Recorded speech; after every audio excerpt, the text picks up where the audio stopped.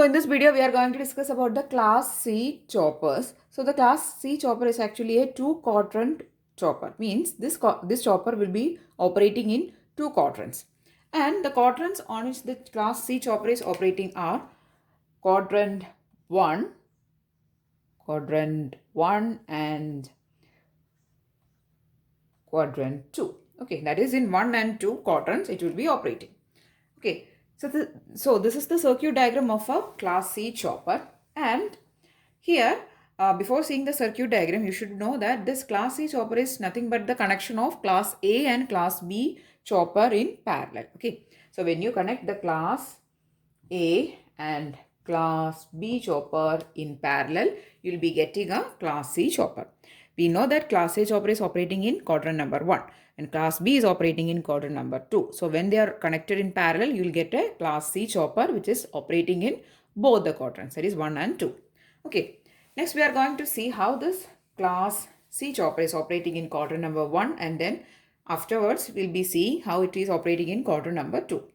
Okay, so before seeing the quadrant wise operations, this is the circuit diagram. Okay, there are two thyristors. I've actually marked the thyristors as switches because we know that the function of the thyristors or the SCRs, that is two SCRs are there. So this SCR will be functioning as switches, right? So I've just replaced it with two switches SW1 and SW2. And also there are two diodes D1 and D2. There is an inductance L.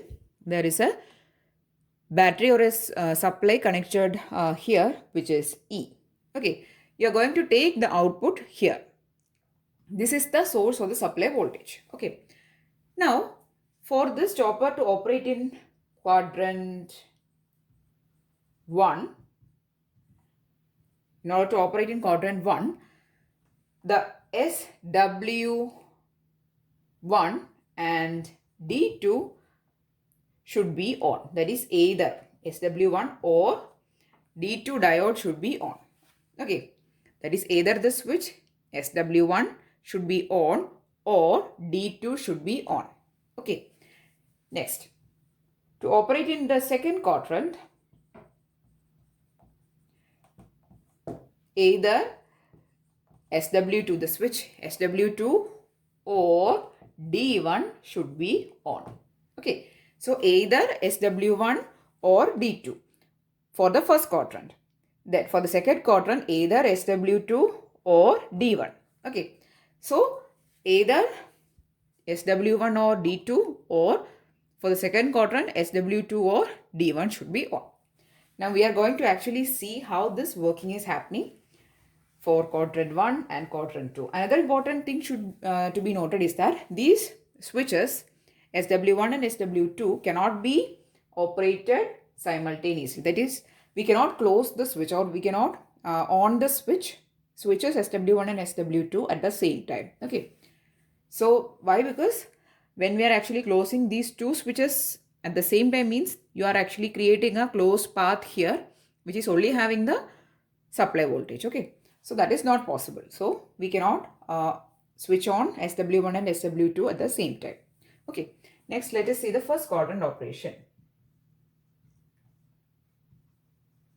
So for the first quadrant we have discussed that either SW1 is on or D2 is on.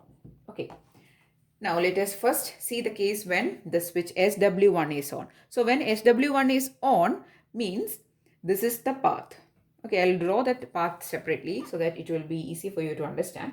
So there is a VS here, then there is a switch here, but it is now closed. So I'll mark it as SW1 here. Then there is an inductance. Then there is a supply at the load side. So this will be the path. So when SW1 is closed or when it is on, when the SW1 switch is on, this will be the loop which is created, or in this loop the current is flowing. And the current will be obviously flowing from the source side. So this is the direction of current flow. Okay, this is the inductance and it will be getting charged. The inductance will get charged here and you will be getting V out. So the V out is actually taken here. So V out you are actually getting as Vs or the supply voltage. Okay. So this is how the current flow and everything is happening when the switch SW1 is on. Okay. So what all things are happening? The inductance is getting charged. So I will write it here. Okay. So inductor is charged. Then V out you will be getting as Vs supply voltage, and the current I0 you can clearly see it is flowing in the downward direction. And while discussing the class A and class B choppers, we have discussed that when the current is in this direction, when I0 is in this direction, then it is positive. Here you can see clearly it is in the downward direction. So I0 is positive. Also V0 is positive. So V0 and I0 both are positive. So V0 is positive and I0 is positive. Okay, so both V0 and I0 are positive. Okay, so this is how the current is flowing when the switch SW1 is on. Now when this SW1 is off, what will be happening? So I'll draw the circuit again. So when we are that is when SW1 switch is off, what will happen? Here we are actually considering the path where SW1 is there and D2 is here, right? So when in that case, when the SW1 we are turning off, means the D2 will be on condition and this will be the loop. Okay. So there will be only a diode, there is an inductor, there is a supplies, there is a cell which is E. So this will be the loop created when SW1 we are turning off. Okay. And here, even though SW1 is off, D2 is still on. Okay. So this will be the loop created. And this is the diode L. Earlier it was positive, negative, right?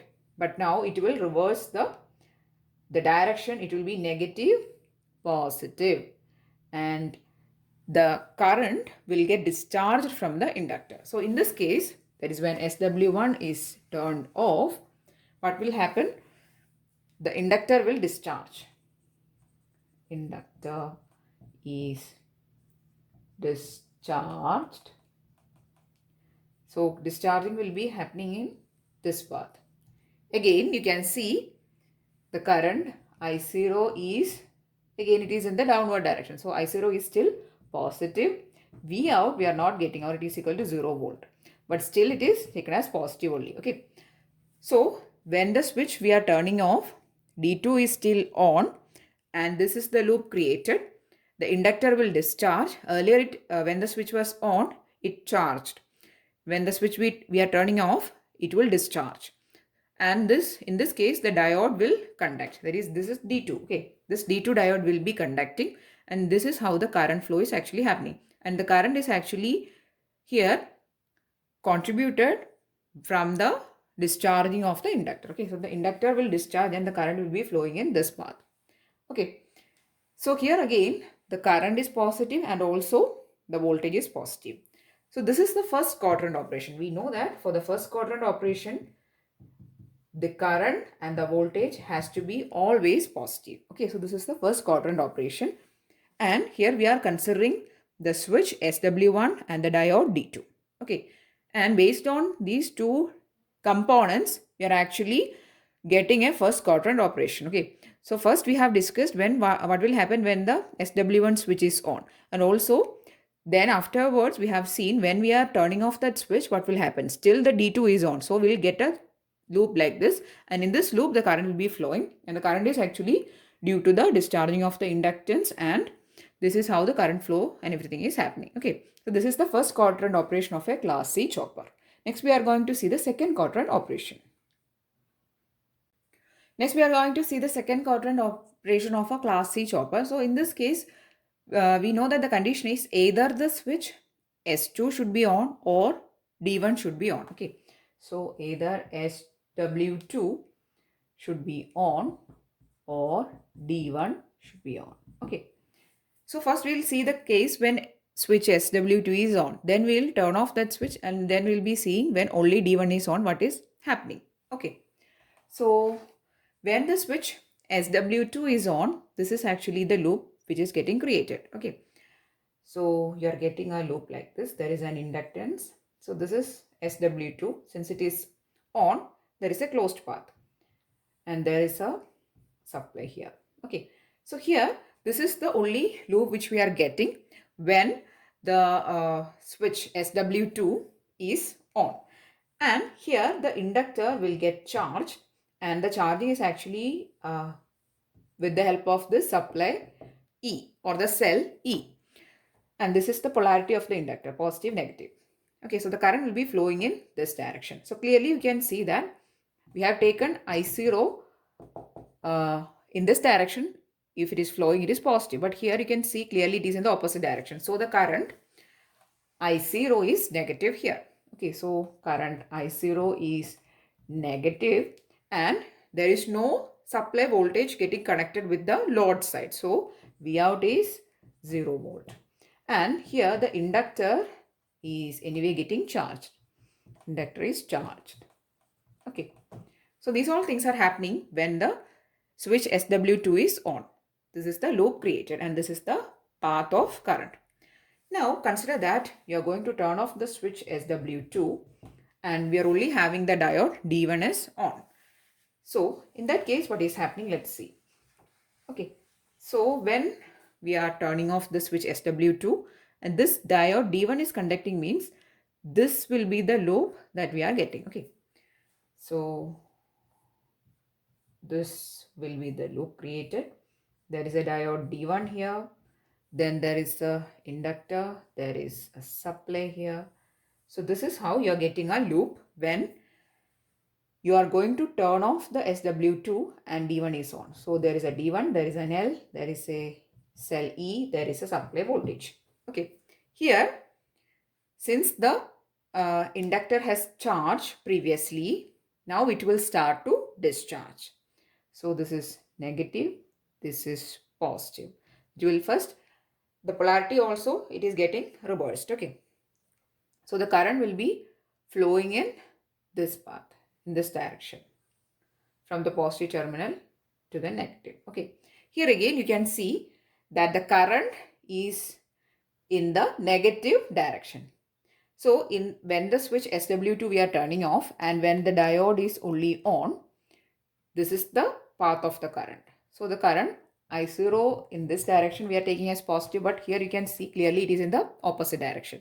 So current I0 is negative, V out, but still here we are getting, which is supply voltage, because there is a connection of the supply to the load side. So V out we are getting as Vs, but I0 is negative. And here the inductor will discharge. And due to this discharging, actually we are getting the current. Okay, so these all things are happening when the switch SW2 we are turning off and the diode is on. Okay, so this is how the class C chopper will be operating in the second quadrant. So clearly for both the cases, when SW1 is on and when SW1 is off, you are getting the current as negative and supply voltage is positive. So this is the second quadrant operation. Okay, V out, I out. Okay, so this is how the class C chopper is operating in the second quadrant. Okay, so in this video we have seen how the class C chopper is operating in the first quadrant and in the second quadrant. For the first quadrant case, we are considering the switch SW1 and the diode D2. So it is in the diagonal connection. You should just have to see the diagonal elements. For the first quadrant operation, we are considering SW1 and D2. For the second quadrant operation, you are taking SW2 and D1. Okay, so when either SW1 or D2 is on, the chopper will be working in the first quadrant. Okay, so first we have seen the case when SW1 is on and then we have turned off that SW1 and we have seen only when the D2 is conducting what is the case, how is the current flow happening, everything. Okay, then we have seen the second quadrant operation. In that we are taking the SW2 switch and the diode D1. First we have seen when SW1 is on and then we have turned off the SW2 when it is on, and also then we have seen when SW2 is turned off and when only D1 is working. Okay, so this is the case. So this is how the class C chopper is operating in the first and the second quadrant. Okay, so it is the circuit is actually little bit difficult, but if you study this like if you divide it as first quadrant and second quadrant, and first you turn on the switch, then you turn off the switch, what is happening, how the current is flowing, what is the loop, everything you will be getting to know once you study in a systematic way. Okay, so this is how the working is happening. Next we are going to see the waveforms. So next we are going to see the waveforms, that is I0 and V0 waveforms of class C chopper. Okay, so since there is two switches, this waveform is little bit difficult to understand, but anyway we'll study it again simply. Okay, that is with simple explanation we'll try to understand. So we are going to draw for I0 and V0. Before drawing the I0 and V0 waveforms, let us just see how the switches are operating. Okay, so whatever we have just explained in the circuit diagram, only that I have drawn here. So in the first case, we are considering for first quadrant, then we are considering for second quadrant, right? So here I have marked it clearly, SW1 and D2. This is for the first quadrant operation. Okay, I hope you can't see that board. Okay, so I'll just move it a little bit.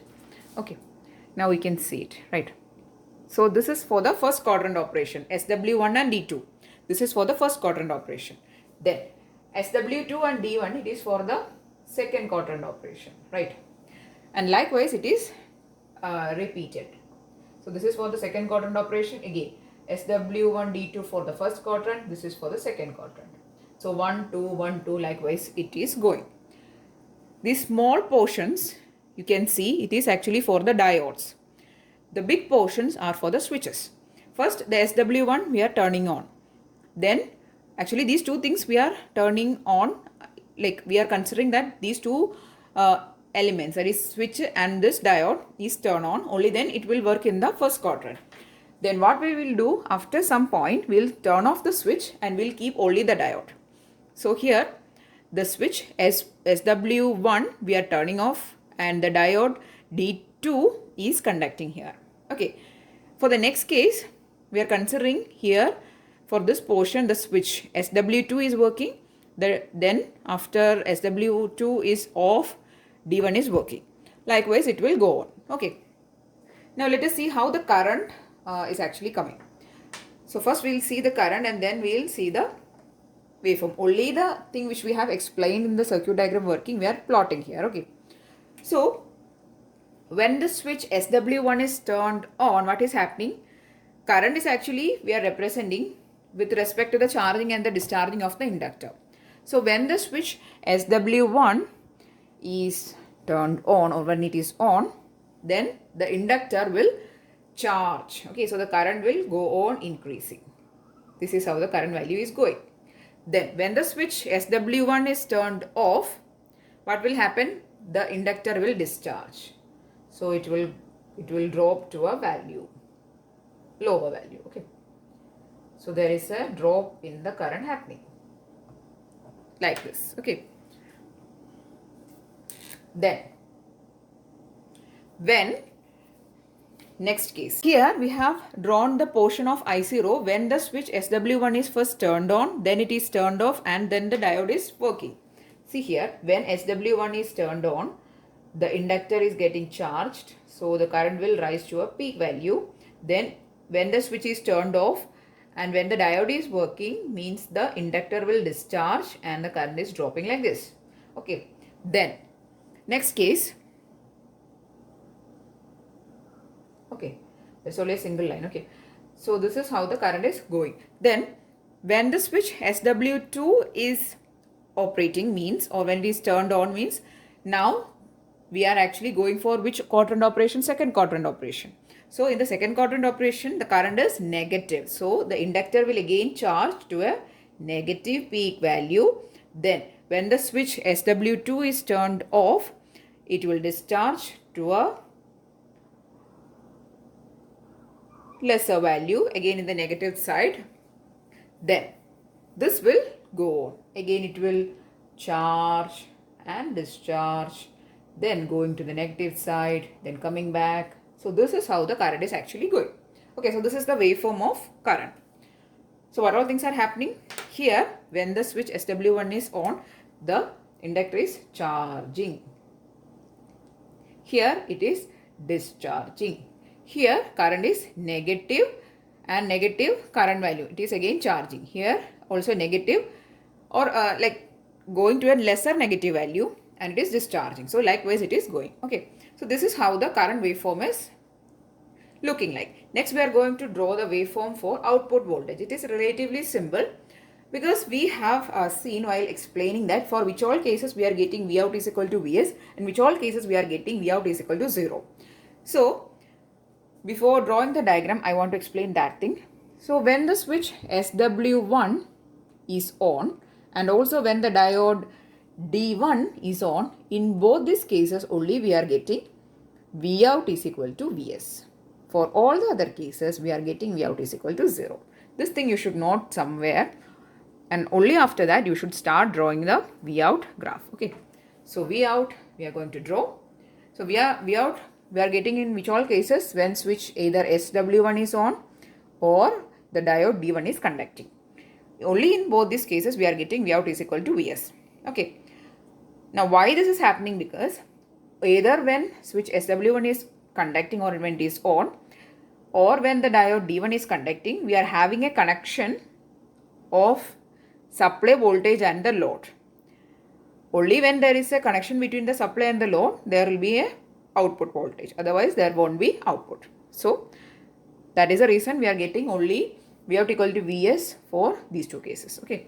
Now, let us see here. Here, clearly, the switch till this point, the switch S1 is on. So, we are getting Vs. Vout is equal to Vs. Then when switch is off, diode is D2 is working and here the value is 0. Here SW2 is on, again still the value is 0. When the diode D1 will start conducting, again it will go back to the supply and it will remain here. Next SW1 is on, so again it will remain at Vs. Then it is going back to 0. Then again to 0. Likewise it will go on. Okay. Here it will be again Vs. So this is how the Vout graph is looking like. Okay, so that's all about class C choppers. We have actually discussed about class C choppers basics. So this is actually class C chopper means they are the connecting of class A and class B choppers in parallel. Okay, so we'll have a first quadrant and a second quadrant operation. Here always the voltage is positive and current will be positive sometimes and also sometimes negative. Clearly you can see from this graph, here the current is positive, here the current is negative. So the current values will be positive and negative, but the supply, the output voltage will be always positive.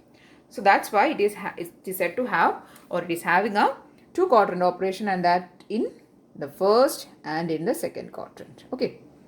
So I'm really hoping that you understood the concept of class C choppers. It is one of the actually difficult topics, but we have actually made it simple in this video. Okay. So if you understood the topic, please do share it with all your friends who's preparing the power electronics topic or paper. And if you want more videos, please to subscribe to the channel. Tell your friends also to subscribe. Okay. Thanks for watching and keep on watching.